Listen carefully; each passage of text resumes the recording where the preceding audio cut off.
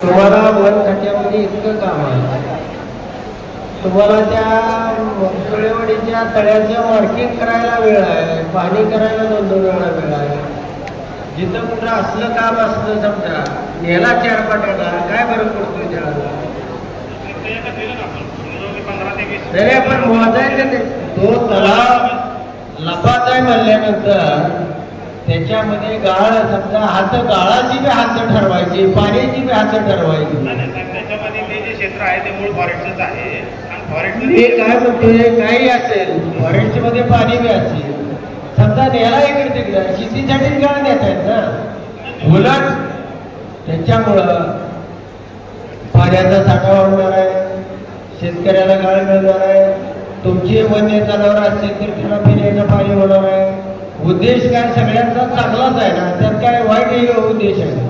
त्याच्यासाठी धावत पळत तुम्ही तिथपर्यंत जाणार. आणि पहिली विहीर पाडली गावाला पिण्याच्या पाण्यासाठी आहे ना, ती बी लपाच्या अधिकाऱ्याने परवानगी दिली, आमच्या हातीमध्ये पाडू द्या. तुम्हाला काय अडचण होती? नाही मी काय म्हणतोय, कोण वैयक्तिक पाडण्याला गेला का? पुन्हा तिथं मध्येला विहीर पाडली तुम्ही गेला का?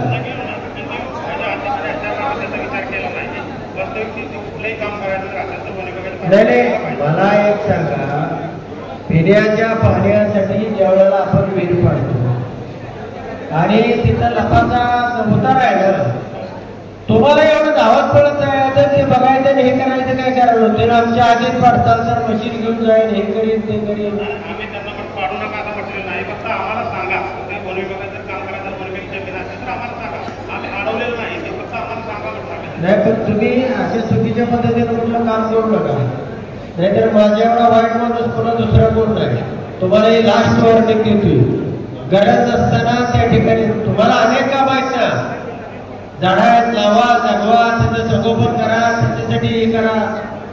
ती कुठे आहे तपासा, काय एवढंच काम आहे